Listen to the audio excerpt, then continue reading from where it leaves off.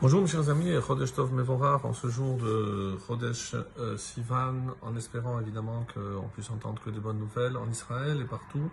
Et après donc la situation un petit peu préoccupante, on va s'immerger, puisque la meilleure solution évidemment, c'est comme nos Chachamim nous affirment, que la Torah Magna ou Masla, c'est la Torah qui nous protège et qui nous sauve. Alors on va consacrer quelques petites minutes donc à notre étude quotidienne de ce matin concernant Michelet, et en espérant donc que cette étude soit une protection pour tous nos soldats sur le front et surtout les habitants de la terre d'Israël, Be'ezrat Hashem.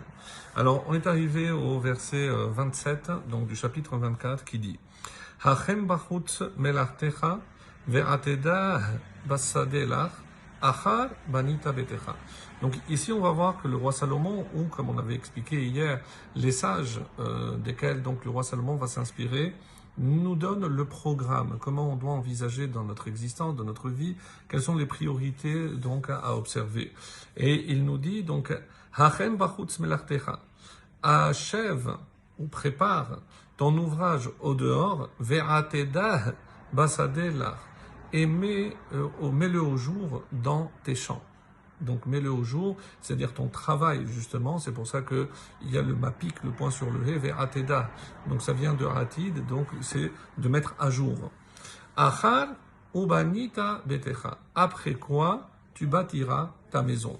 Donc ici on a l'impression donc que, alors l'extérieur c'est évidemment, c'est une allusion au champ, donc il faut que tu prépares. Certains commentateurs vont dire, pour construire une maison, il faut déjà préparer à l'extérieur tout le matériel et tous les éléments nécessaires à sa construction. Donc, dans la vie, avant, quand on a un projet, avant de commencer à exécuter ce projet, il faut être certain qu'on a tous les éléments déjà prêts. Donc, c'est une manière de voir. Et ensuite, donc, comme le dit le Gaon de Vilna, donc, on peut aussi voir, contrairement à l'explication sur laquelle on peut se baser du Rambam, donc en effet le Rambam dans Ilchot Deot, chapitre 5, la Halacha Yud Aleph, là-bas il nous dit que Sheikba lo Adam Techila Melacha, donc d'abord un homme doit avoir un travail, Hamefar Neset et Baaleha, donc pour pouvoir subvenir à ses besoins, et après seulement donc il prendra une vie, et ensuite il se mariera. Donc d'après Rambam, c'est bien connu, avant de se marier, il faut avoir déjà de quoi se substanter. Le Gaon de Vilna nous dit, c'est une allusion. Qu'est-ce que c'est Bachutz? Qu'est-ce que c'est le travail extérieur de l'homme? Ce sont les mitzvot que je fais à l'extérieur, donc avec mon corps. Basadé, dans les champs, c'est la Torah, puisque la Torah est comme un champ, donc je dois défricher, je dois travailler et évidemment essayer d'en apprendre le maximum. Betecha, la maison, c'est rentrer à l'intérieur. Il nous dit que c'est les sodotes de la Torah, les secrets de la Torah. Donc, comment je dois procéder aussi pour étudier la Torah? Donc, d'abord, je dois commencer à faire les mitzvot, ensuite l'étude approfondie de la Torah, et ensuite donc les secrets de la Torah. Voilà un petit peu le programme d'après le Gaon de Vilna. Le verset 28, Al tehi ed chinam be'echa. Ne témoigne pas contre ton prochain sans motif, gratuitement. Donc c'est une allusion évidemment à un faux témoin qui va porter un témoignage qui va forcément pénaliser quelqu'un d'autre. Vahafitita bisfatecha, tromperais-tu avec tes lèvres. Donc ne dis pas que je ne peux pas faire de mal. Bien sûr que tu peux faire beaucoup de mal en témoignant ainsi. Et c'est ce qu'il dit ici, c'est Altiye Aetrinam. Donc les Chachamim disent que c'est un Aed Sheker.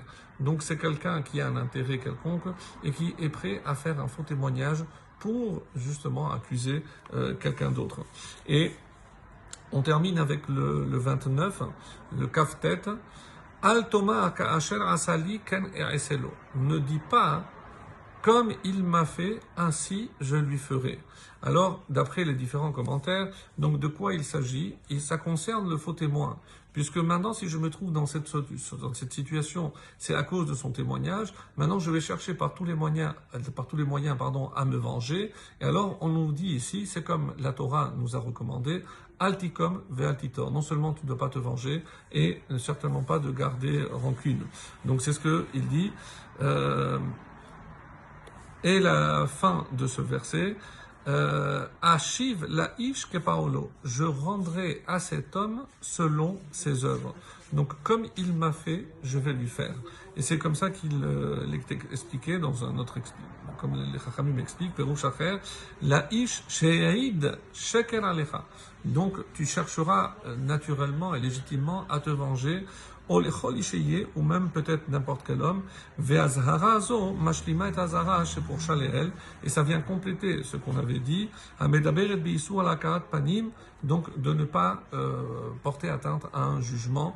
Donc il faut faire très très attention lorsque on veut témoigner, de ne pas léser quelqu'un, de ne pas porter de préjudice à quelqu'un, et non seulement pour les témoins, mais aussi pour les juges de faire très attention. Et en règle générale, dans la vie, quand quelqu'un vient nous parler, faire très attention pour ne pas porter un faux jugement sur quelqu'un. Excellente journée, Rosh Chodesh Tov, Umevorach.